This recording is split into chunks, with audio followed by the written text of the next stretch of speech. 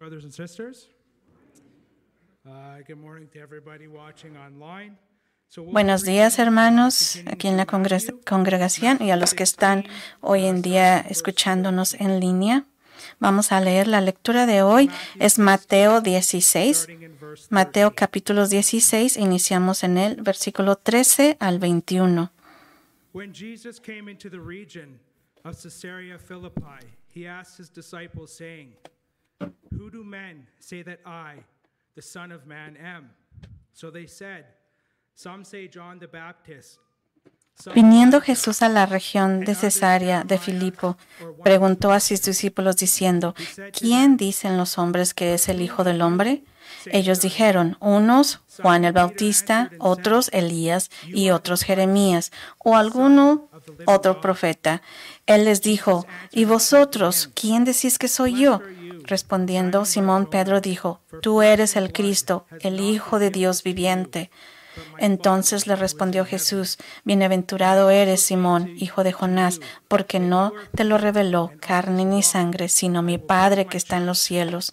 Y yo también te digo que tú eres Pedro, y sobre esta roca edificaré mi iglesia, y las puertas del Hades no prevalecerán contra ella, y a ti te daré las llaves del reino de los cielos, y todo lo que atares en la tierra será atado en los cielos, y todo lo que desatares en la tierra será desatado en los cielos. Entonces mandó a sus discípulos a que nadie dijesen que Él era Jesús el Cristo. Desde entonces comenzó Jesús a declarar a sus discípulos que le era necesario ir a Jerusalén y padecer mucho de los ancianos, de los principales sacerdotes y de los escribas, y ser muerto y resucitar al tercer.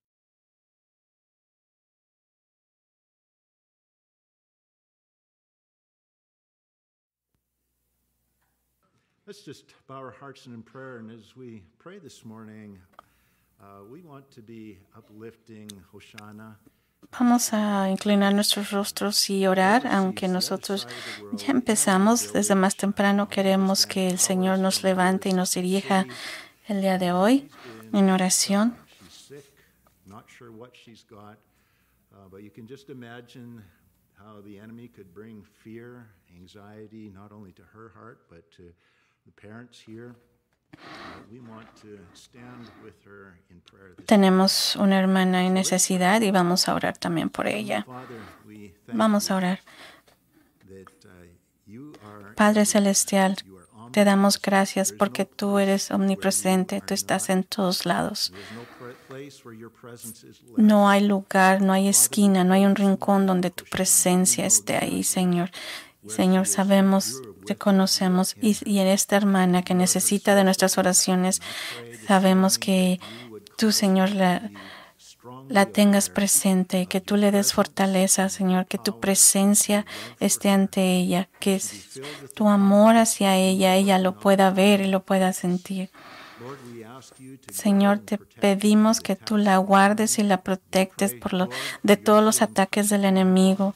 Que, Señor, tú bendiga, Señor, y que tú la libres de toda enfermedad, Señor, y que cualquier enfermedad que ella en este momento esté pasando, que tú, Señor, la alivies, que tú la sanes, que tú le des la sanidad y que tú le des a sus padres esa tranquilidad, que los padres que sepan que confían en ti, que ponen toda su fe en ti y que lo que sea que esté pasando, su hija, Señor, tú estás con ella, darles la tranquilidad. Te pedimos que tú nos ministres también esta mañana de este servicio esta mañana, que tú puedas hablar por medio de mí, Señor, que tú me ayudes, porque alejado de ti no puedo hacer nada. Tú, Señor Jesucristo, me das la fortaleza y todo esto te lo pedimos en nombre de Jesús. Amén. Vamos a estudiar Mateo 16, de lo que leyó previamente nuestro hermano. Vamos al versículo 18. Es nuestro texto de hoy. Es el verso utilizado por los católicos romanos para validar al Papa como cabeza de la Iglesia. Vayamos en Mateo 16, 18. Y también le Le digo, y también te digo, que tú eres Pedro, y sobre esta roca edificaré mi iglesia, y las puertas del Hades no prevalecerán contra ella.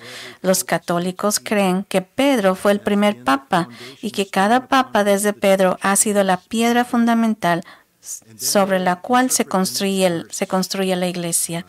Y luego interpretan el siguiente versículo como Jesús dándole a Pedro y a cada papa desde él autoridad absoluta para determinar la verdad y determinar quién es salvo y quién es condenado.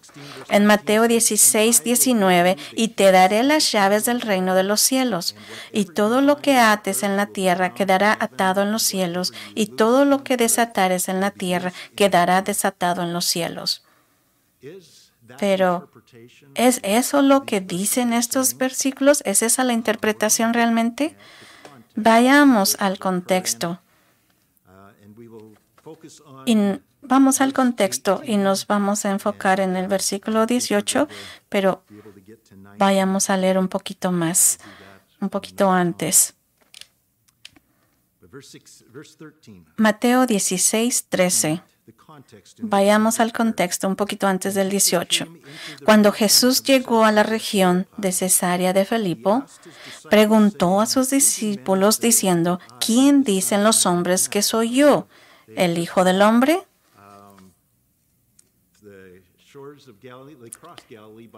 Cesarea de Filipo era una ciudad romana a unos 40 kilómetros al noreste del mar de Galilea. La región de Cesarea de Filipo era un territorio gentil.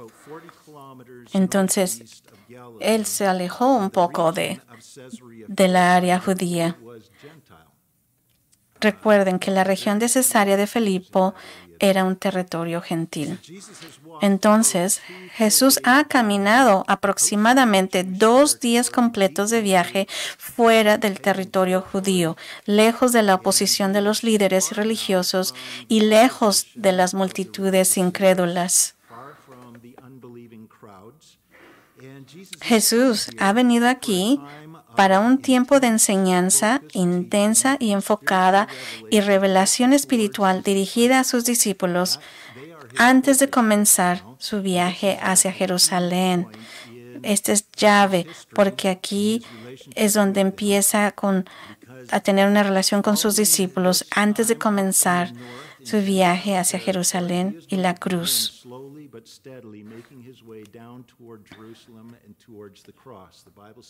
La Biblia dice que su fe estuvo ahí y que él se iba a dirigir hacia su viaje era dirigido por los discípulos, les iba a enseñar algo. Es mientras están en este territorio gentil, en el capítulo 17, que Jesús se transfigura delante de 3 de sus discípulos y ellos lo ven en su gloria. Todo esto es parte de la preparación, es preparándolos a sus discípulos por lo que iba a venir en la confrontación en el territorio gentil. Pero cuando llegaron a esta región de Cesarea de Filipo, un área llena de ídolos y templos paganos, no siempre vemos, ¿verdad? No nos imaginamos a Jesús lleno de estos ídolos y templos paganos, pero Jesús, cuando llegó, preguntó a sus discípulos en el versículo 13, ¿quién decían los judíos en casa que era él? ¿Qué es lo que están escuchando? ¿Qué oyen? ¿Qué escuchan?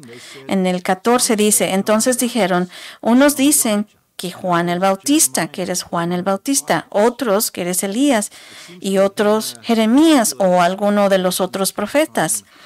Parece haberse convertido en una especulación popular que Jesús era Juan el Bautista resucitado de entre los muertos. Parece muy extraño que esta sea una visión popular, ya que tanto Juan como Jesús habían sido vistos juntos en una multitud de personas y aún así muchos creían que Jesús era Juan el Bautista. Vayamos mire Mateo 14:2. Mateo 14:2, este es el rumor que Herodes creía acerca de Jesús. Y dijo a sus criados, este es Juan el Bautista, ha resucitado de entre los muertos, y por tanto, estos poderes actúan en él. Otra opción popular, especulación para la identidad de Jesús, era creer que era Elías, uno de los últimos versículos del Antiguo Testamento, en Malaquías 4, 5 y 6. Profetizó que Dios enviaría al profeta Elías antes de que llegue ese día grande y terrible de Jehová, cuando el Mesías conquiste a sus enemigos.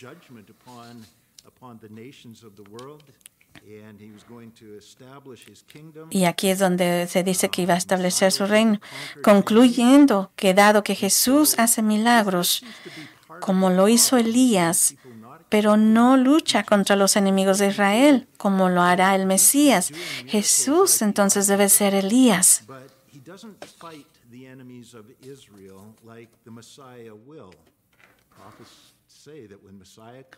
Se dice que cuando el Mesías venga, va a venir en ira y va a traer juicio. Así que, por lo tanto, por esto Jesús debió haber sido tal vez Elías. Los judíos también tenían una tradición que el profeta Jeremías había escondido el arca del pacto y el altar del incienso en el momento de la destrucción babilónica de Jerusalén, y que Jeremías vendría otra vez para revelar la ubicación donde estaban escondidos en el comienzo de la era mesiánica. De acuerdo a Macabeo, Jeremías regresaría para dar la ubicación de estas dos cosas, del arca del pacto y el altar del incienso. Así que se especulaba que tal vez podría que Jesús pudiera ser el profeta Jeremías. Entonces, algunos creían eso, ¿verdad? Que Jeremías había resucitado, y hubo algunos otros profetas que algunos judíos creían que era Jesús. Todos parecían reconocer que él era un profeta. Pero lo sorprendente, y este es el punto de la pregunta de Jesús, es que nadie entre los judíos parecía creer seriamente, o al menos no abiertamente, la verdad de las enseñanzas de Jesús, ni la mayoría de ellos reconocía el cumplimiento de los muchos signos proféticos. Todo apuntando a la realidad de que Jesús era el Mesías. Incluso sus propios hermanos y hermanas no creían en él. Aunque en ocasiones las multitudes se habían preguntado si Jesús podría ser el Mesías, la mayoría tenía otras conclusiones, cualquier otra conclusión que no fuera creer la verdad. Podían creer cualquier otra cosa menos la verdad. Nada ha cambiado a lo largo de los años. Todavía hoy la gente prefiere creer que Jesús fue simplemente un profeta o un gran maestro moral. Pero pocos creerán que Él es quien la Biblia dice que era y quien demostró ser.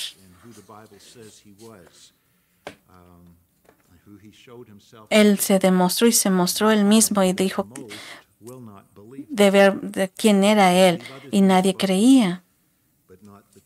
No querían creer la verdad. El informe de los discípulos sobre quién creía la gente que era Jesús tenía como objetivo demostrar a los discípulos por qué Jesús ahora los había alejado tanto de los judíos y por qué la oferta del reino a Israel había quedado en suspenso. ¿Por qué Jesús los estaba alejando de los judíos? ¿Por qué Él está hablar a los gentiles? ¿Por qué empieza a hablarle a los judíos en parábolas?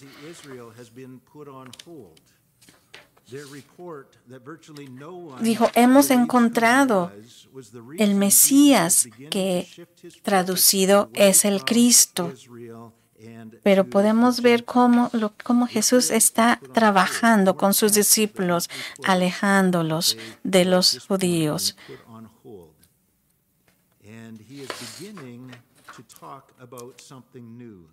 Ahora Jesús ha estado empezando a hablar de algo nuevo llamado la iglesia.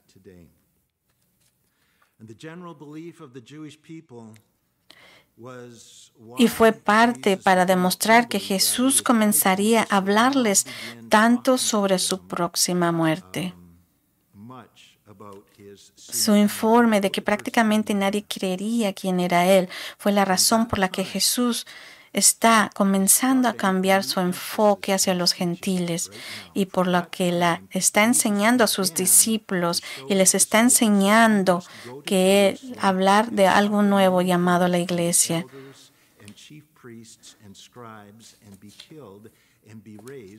En Mateo 16:21, desde entonces comenzó Jesús a declarar a sus discípulos que le era necesario ir a Jerusalén y sufrir mucho de parte de los ancianos, los principales sacerdotes y los escribas, y ser asesinado y resucitar al tercer día. Mateo 16:15, 16. Él les dijo, Jesús hablando a sus discípulos, pero vosotros, ¿quién decís que soy yo? Simón Pedro respondió y dijo, tú eres el Cristo, el Hijo del Dios viviente. Pedro aquí declaró que Jesús era el Cristo, una palabra griega para Mesías.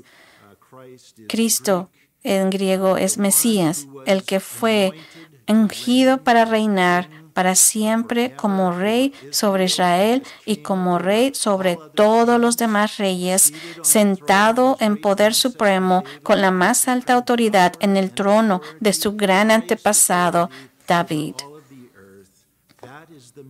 Ese es el significado del título Cristo. Eso fue lo que declaró Simón Pedro, tú eres el Cristo. Pero Pedro no se detuvo allí. Continuó declarando que Jesús también era el Hijo del Dios viviente. Recuerde que están en una región romana llena de ídolos de piedra y metal. A diferencia de estos ídolos, Jesús era Hijo del Dios viviente.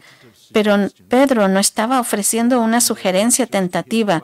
En el texto griego, esta declaración se expresa con la mayor fuerza y certeza posible. Pedro dijo, lo que es la traducción en griego, dijo, tú eres el Cristo, el Hijo de Dios, el viviente. Es un énfasis, él lo enfatiza 3 veces. Tú eres el Cristo, el Hijo de Dios, el viviente. En el versículo 17 respondió Jesús y le dijo, bienaventurado eres, Simón, hijo de Jonás. Bar Jonás significa hijo de Jonás.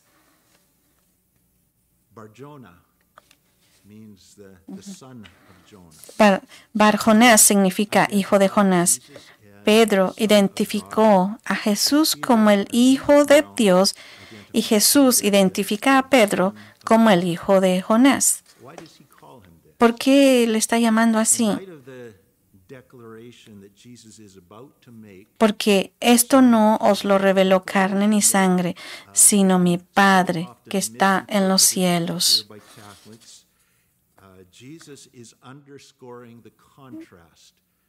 Jesús está diciendo, le está determinando, aquí le está diciendo la humanidad de Pedro. Pedro, eres papá de un ser humano, eres hijo de un ser humano. Y Dios le está diciendo quién es, y yo soy hijo del Dios viviente.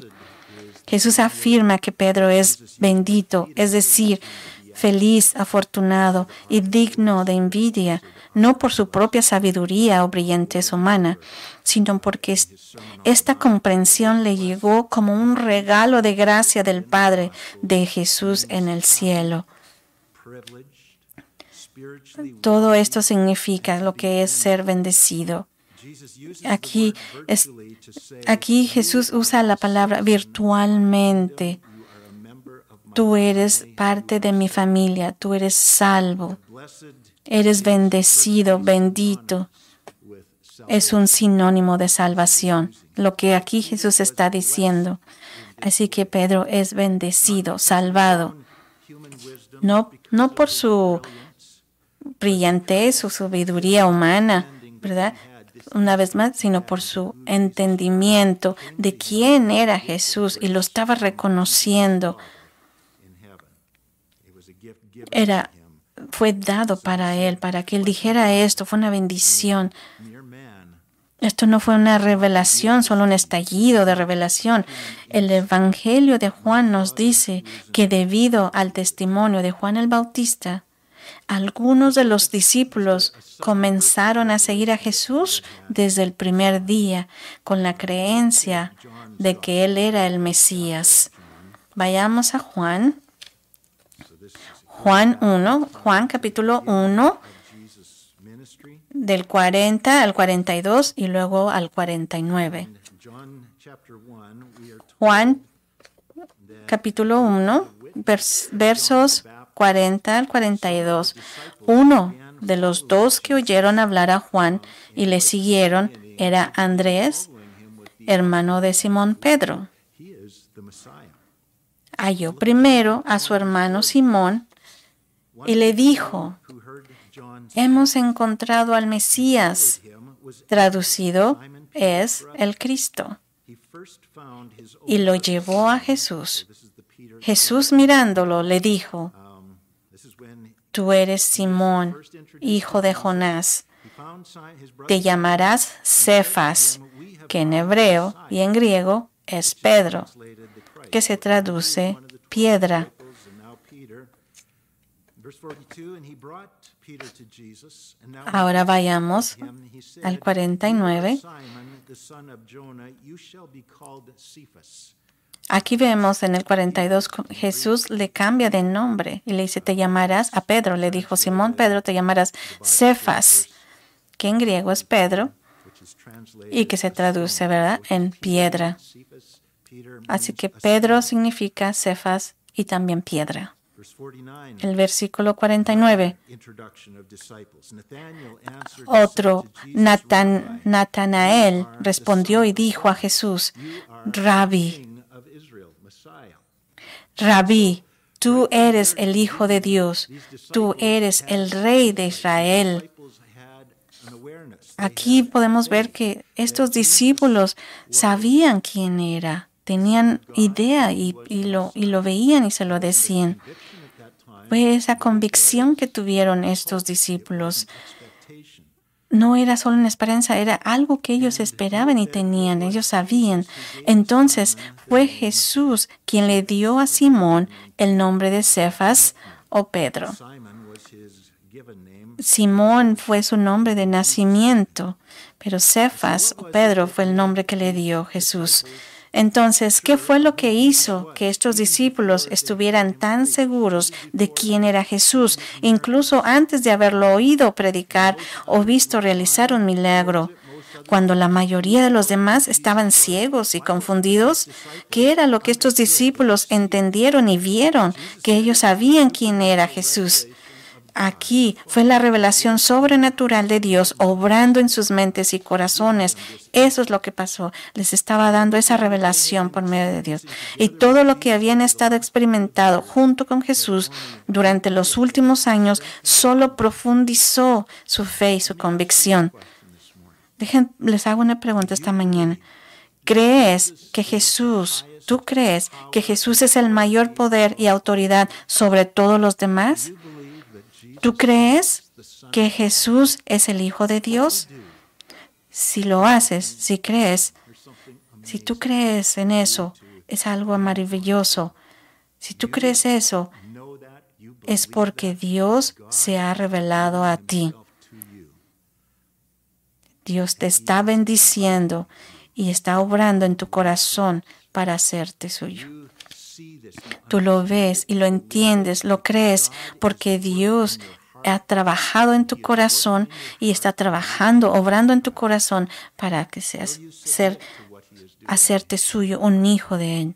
Will you receive him? Lo recibirás como tu Rey, como tu Salvador.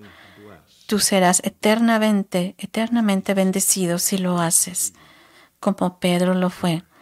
Flesh and blood has not revealed this to you. Man has not revealed this to you. This didn't Esto no te lo revela el hombre, te lo revela el Espíritu. Esto es espiritual, es una revelación de Dios que viene a ti. verse 18. Regresando a la lectura bíblica, Mateo 16, 18, y también te digo que tú eres Pedro, que significa piedra. I suppose Es el que vimos en Juan 1:42. would work. And on this rock Y sobre esta I will roca build my church. edificaré mi iglesia, y las puertas del Hades no serán prevalecer contra ello. Interesting going on here. Aquí está sucediendo algo muy interesante. Exactly Jesus is ¿Qué es lo que está sucediendo aquí realmente? Jesús le recuerda a Simón Bar Jonás, que lo ha apodado Pedro, Jesus reminds ¿verdad? Aquí le recuerda a Simón Bar Jonás name que su nombre lo ha apodado, ¿verdad? Pedro, que significa piedra. Y entonces Jesús dice, y sobre esta roca edificaré mi iglesia. there are three main Bueno, ways hay tres formas principales de interpretar esto. Vayamos a la primera. 1. Pedro es la roca sobre la cual está construida la iglesia. Los católicos romanos creen que Pedro fue el primer papa y por lo tanto el papa es la roca sobre la cual se construye la iglesia. La número 2, la interpretación 2, otros creen que la confesión de Pedro de que Jesús es el Cristo, el Hijo de Dios, es la roca. and then third Y la tercera interpretación es Jesús, a quien Pedro confesó, es la roca sobre la cual está construida la iglesia. the strongest evidence is La evidencia más fuerte de que Jesús es la roca proviene de la propia Biblia. Mire la propia explicación de Pedro sobre la roca en relación con la iglesia. Aquí en su confesión que hace explicación de Pedro. and Y vamos a ver esto en Primera de Pedro 2:4. thing to Peter. Hay algo que aquí dice Pedro. A little bit more in our next study. Vamos a estudiar más. En nuestro siguiente estudio vamos a ver más de esto más profundamente. And that he had a place of preeminence. Pedro tenía un lugar en los discípulos y por algún motivo fue escogido para algo especial. You look at what happened on the day of Pentecost. It was Vean lo que pasó en el día del Pentecostés. Pedro fue el que predicó. the focus and the emphasis is on Jesus. Pero aquí el enfoque no fue Pedro, fue Jesús. Él siempre predicó Jesús. He wrote a couple of books in the New Vayamos a Primera de Pedro. Él escribió algunas cartas. Esta es la primera de Pedro 2:4. right after Hebrews, Después de Hebreos, James, Santiago, Peter. Primera de Pedro. And so he explained in his own letter Él explica en su propia carta aquí lo que Jesús trataba de decir en esto. Peter 2:4. coming to him, Pedro dice, acercándonos a Él, to him, meaning es decir, poner vuestra confianza en Jesús, venir en fe a Jesús, acercándonos a Él, hablando de Jesús, como una piedra viva. Nota que se refiere a Jesús como una roca viviente, rechazada a la verdad por los hombres. goes through the confession of the disciples, Esto se refiere al rechazo de Jesús por parte everybody but who he claims to be. de su propio pueblo, que se niegan a creer en Él. And that Mas para Dios, escogida y preciosa, chosen es la roca. and precious. You also, as living stone, Pedro, 1 Pedro 2:5, vosotros también, como piedras vivas, the stone. ¿quién es la piedra? Jesús. So there are other stones, living stones, Como piedras vivas, sed edificados como casa espiritual y sacerdocio santo para ofrecer sacrificios espirituales aceptables a Dios por medio de Jesucristo. it is the church. ¿Qué es casa espiritual? Es la iglesia, es el templo de Dios. Of God. And so he is building the church.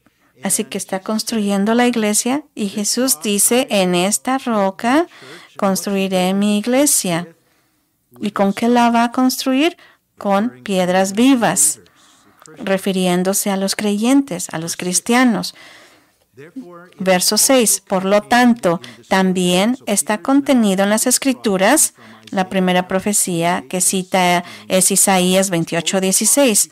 He aquí, yo, este es Dios hablando, pongo en Sión, Jerusalén, una principal piedra angular escogida, elegido de antemano para este propósito en el plan de Dios, preciosa, extremadamente valiosa para Dios.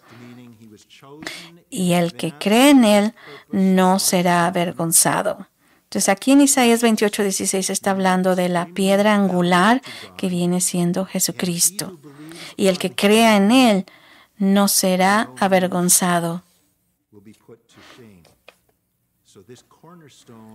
Esta piedra angular es él, está hablando de él, un hombre. Esta piedra angular es un hombre. 3 veces en los evangelios Jesús se había identificado como esta piedra angular rechazada. Como vean Marcos 12, 10, 11. Y poner una piedra angular en Sión, en sentido figurado, significaba dejar el cuerpo de Cristo en el suelo. Él moriría en Jerusalén. Él sería muerto, acostado en Jerusalén. Poner una piedra angular también significa que Dios iba a construir algo, comenzando con el sacrificio de Jesús. Cuando pones una piedra angular es el principio de algo y de ahí construyes algo. Luego en Pedro, 1 de Pedro 2, 7, 8, la segunda profecía citada es del Salmo 118, 22. La piedra que desecharon los constructores se ha convertido en la piedra principal del ángulo. Y sabemos que esto es Jesús, la piedra angular. Y la tercera cita en el versículo 8 proviene de Isaías 8:14, piedra de tropiezo y roca de escándalo.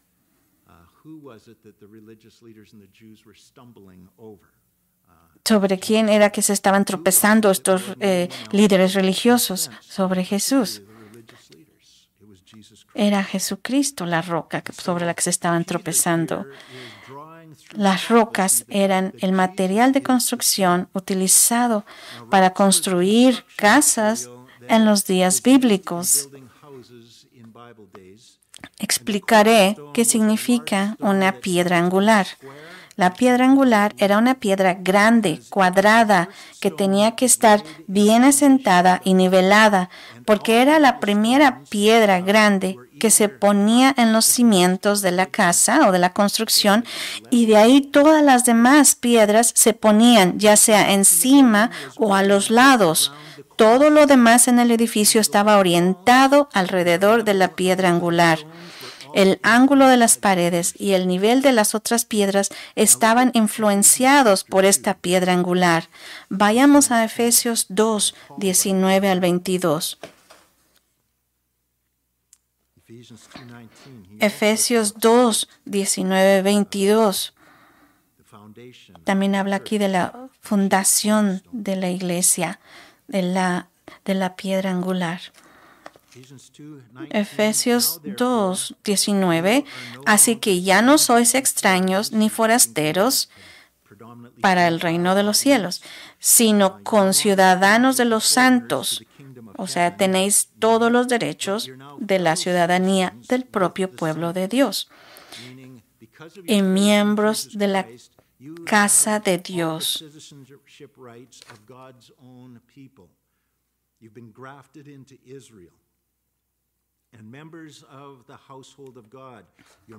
Ya son miembros de la casa de Dios. Son miembros de la casa de Dios. La palabra griega casa en el versículo 19 es la casa o familia de Dios, también conocida como la iglesia.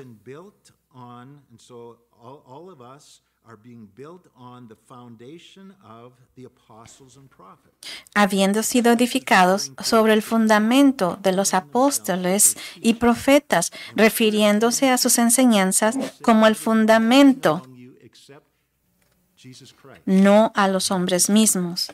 En este sentido limitado, la enseñanza de Pedro, siendo uno de los apóstoles, es parte del fundamento sobre el cual se construye la iglesia. Pero su enseñanza, que fue perseverada en la Biblia, fue la palabra que recibieron de Cristo. Así también su enseñanza es Cristo, siendo la principal piedra del ángulo, Jesucristo mismo, en quien todo el edificio, bien coordinado, va creciendo hasta convertirse en un templo santo en el Señor, en quien vosotros sois juntamente edificados para morada de Dios en el Espíritu.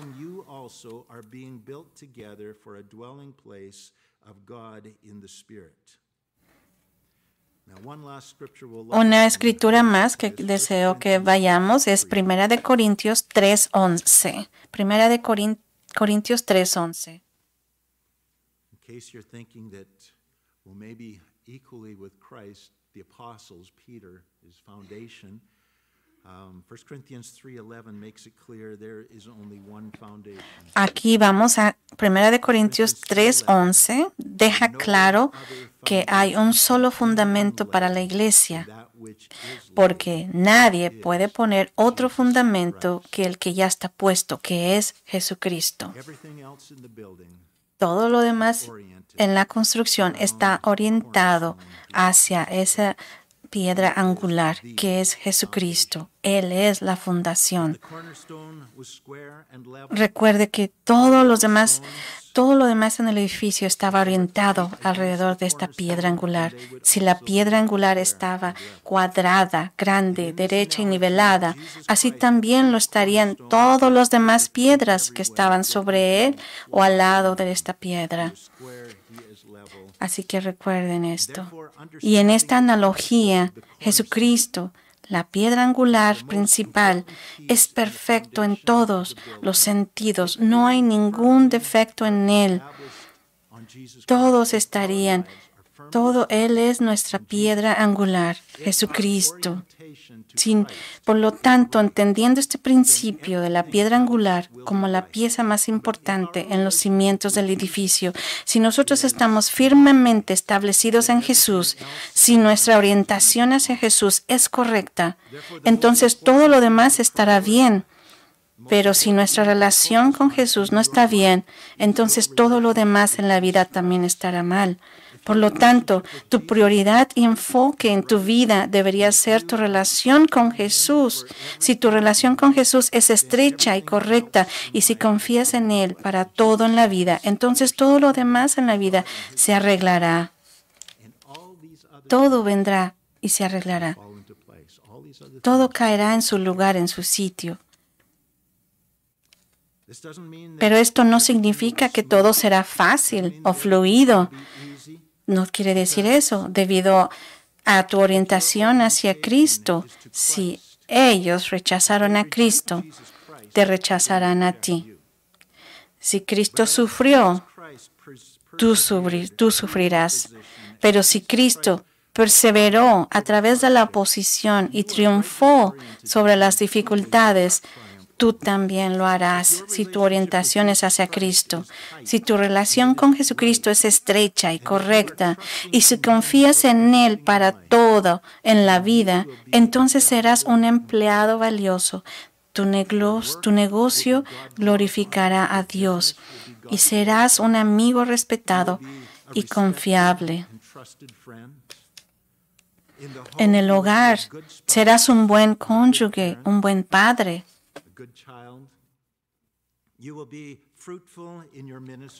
Serás fructífero en tu ministerio hacia los demás y tu vida se llenará del fruto del Espíritu, que es amor, gozo, paz, paciencia, bondad, fidelidad, mansedumbre y dominio propio. ¿Hay alguna área de tu vida en la que realmente estás luchando? ¿Hay alguna relación que es un desastre o algo en lo que has estado trabajando duro para mejorar, pero no parece que esté mejorando? Probablemente entonces hay algo que está fuera de lugar en tu relación con Jesús. En la vida, si tienes una buena relación con Jesús, todo lo demás eventualmente también saldrá bien. Pero si no tienes una relación correcta con Jesús, entonces nada más tendrá éxito. Pero puede que tengas cierto éxito ante los ojos del mundo, pero cuando Dios lo ponga a prueba, si Cristo no es la fuente y el fundamento, entonces colapsará y arderá. Te puede ir muy bien ante los ojos de este mundo, ¿verdad? Puede que te vaya súper bien y estás bien y digas, no necesito de Cristo. Pero si una vez más Cristo no fue tu fundamento, tu piedra angular, todo se colapsará. Vayamos a Mateo 16, 18. Vamos a entender un poquito más a lo que se refiere, qué es esta piedra en la cual Él va a construir su iglesia. Mateo 16, 18. Y también te digo que tú eres Pedro, una piedra, no la piedra, y sobre esta roca edificaré mi iglesia. Y sobre esta roca edificaré mi iglesia, el pueblo reunido de Dios, y las puertas del Hades no prevalecerán contra ella. Edificaré mi iglesia. Esta es la primera vez que Jesús menciona la iglesia. Y las puertas del Hades no prevalecerán contra ella. Aquí es donde anuncia la iglesia Jesús. La iglesia no es lo mismo que su reino. Es diferente. El término iglesia se refiere a personas que son llamadas a salir del mundo. Es una reunión, es una familia. El reino se refiere al ámbito sobre el cual Jesús gobierna y reina con una autoridad reconocida, respetada y aplicada. Jesús está construyendo su iglesia, pero no aún el reino. El reino, eso será algo más grande. El reino está en espera hasta su segunda venida, pero Jesús pronto comenzará a reunir desde fuera del mundo a un grupo de personas llamado la iglesia. Será construida esta iglesia sobre la piedra angular que es Jesús, sobre la confesión que Él es Jesucristo, el Hijo del Dios viviente. Su ciudadanía estará en el cielo, pero vivirán temporalmente aquí en la tierra como extranjeros, sirviendo como embajadores de su rey en un país que no es el suyo. Muchos enseñan que el reino es ahora, que Jesús está construyendo ahora el reino por medio de la iglesia. Déjame preguntarle, ¿dónde su maestro sirve en su propio reino? Un embajador sirve a un extranjero, lejos de su tierra. Nosotros somos embajadores en una tierra que no es nuestra y nuestra ciudadanía está en el cielo, pero estamos aquí temporalmente como embajadores, ¿verdad? Sirviendo al Rey en preparación, haciendo discípulos, porque el reino que viene, entonces reinará Jesús. Pero eso está en espera por el momento, por lo que ahorita está viviendo en Israel. Las puertas del Hades se refieren a la fuerza o fortificaciones de Satanás y el reino demoníaco. En este sentido, significa que las fuerzas demoníacas de Satanás no podrán oponerse a la edificación y avance de la iglesia de Cristo.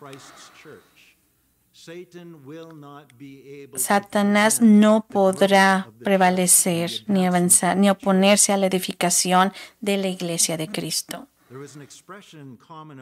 Pasar por las puertas del Hades también era una forma judía común de decir que alguien había muerto.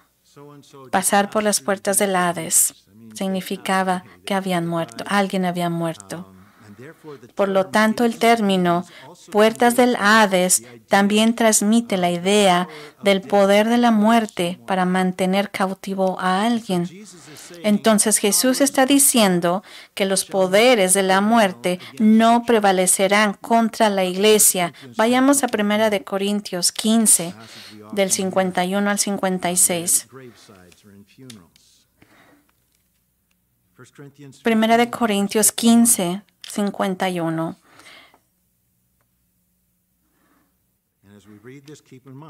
Mantengan en mente mientras leen esto qué es lo que estamos buscando aquí.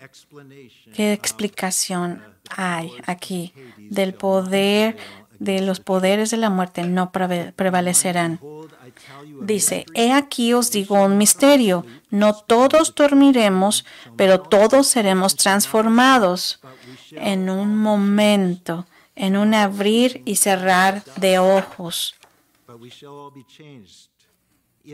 Un ojo al final de la trompeta, porque sonará la trompeta y los muertos resucitarán incorruptibles y nosotros seremos transformados. 54. Entonces se cumplirá la palabra que está escrita: sorbida es la muerte en la victoria. Oh muerte, ¿dónde está tu aguijón? Oh Hades, ¿dónde está tu victoria? 56. Gracias a Dios que nos da la victoria por medio de nuestro Señor Jesucristo. Esa es una parte muy grande de lo que está hablando aquí Jesús. ¿A qué se está refiriendo cuando dice que las Hades no prevalecerán contra ella?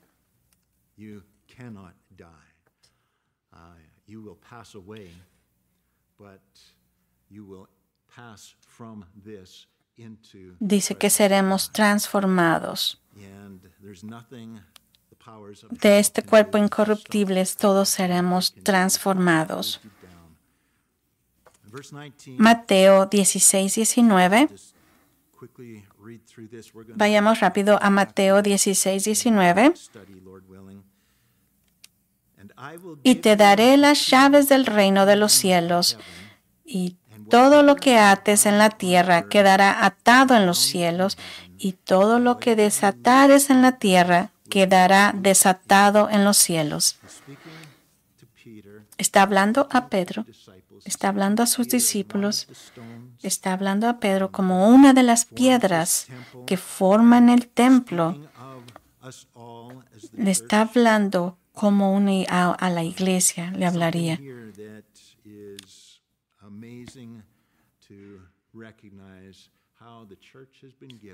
Es algo maravilloso cómo a la iglesia se le están dando las llaves del reino para que lo abra, y eso veremos lo que significa más adelante. Mateo 16, 20.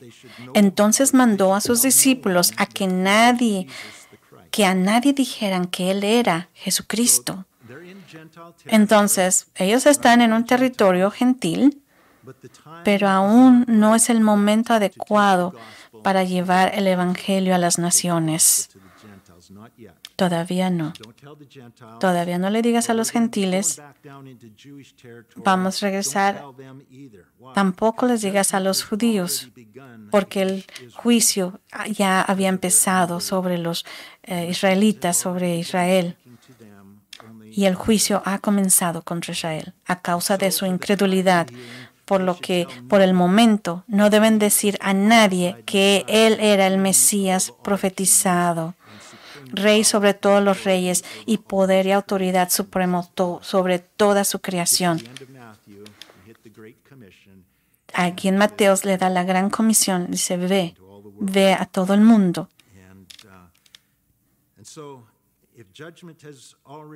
Si el juicio ha comenzado contra Israel a causa de su incredulidad, por lo que entonces, ¿qué está haciendo? ¿Qué está haciendo Jesús aquí? Los está entrenando para dirigir a la iglesia y los está preparando para ser capaces de enfrentar la muerte de Jesús, porque va a ser difícil, va a ser muy duro para ellos enfrentar la muerte de Jesús, porque ellos saben que es el Mesías, el Hijo de Dios. Y algo viene muy fuerte para ellos, es que Él va a morir y a resucitar, pero los está preparando Jesús para esto. Para concluir, pero si tú sabes quién es Jesús y si crees que Él es el Hijo del Dios viviente, es porque Dios se ha revelado en ti y te está invitando personalmente a ser ciudadano de su reino y a ser miembro de su familia. Si has recibido esa invitación, tú eres parte de su familia. Si no, te invito, pon tu fe en Él. ¿Quién te dice quién es Jesús según tú? ¿Quién es? Él es el Rey de todos los reyes. Él es la autoridad, el poder de toda la creación. Él es el Hijo del Dios viviente. Esa es la convicción de tu corazón. Recibirlo hoy en ti. Señor, te damos gracias por el trabajo de tu Espíritu Santo, porque eres tú quien nos hace vivos, nos tiene aquí vivos, nos transforma del reino de la oscuridad al reino de los cielos. Tú eres quien nos da esa sensibilidad de entender, Señor, que este no es nuestro hogar, que nosotros solo somos embajadores, no somos ciudadanos de este mundo, sino que nuestra ciudadanía está en el paraíso, contigo, Señor, y te damos gracias por tu propósito, por la misión que tenemos. Gracias, Señor, porque se nos ha dado todo lo que necesitamos para compartir tu palabra y que eres tú, nuestro Señor Jesucristo. Y oramos, Señor, para que tú incrementes nuestra fe, incrementa nuestra convicción. Oramos para que, Señor, podamos entender los tiempos en los que estamos viviendo y que podamos reconocer lo que tú estás haciendo en este mundo, en el mundo que no te reconoce, lo que está sucediendo. Señor, por favor, mantén nuestros ojos abiertos a lo que pasa hoy en día y oramos en lo que, Señor, tú nos alinees, que tú seas nuestra piedra angular, Señor, por tu gloria, Padre. Que podamos rescatar almas para tu gozo y pedimos todo esto en el nombre de Jesús. Amén.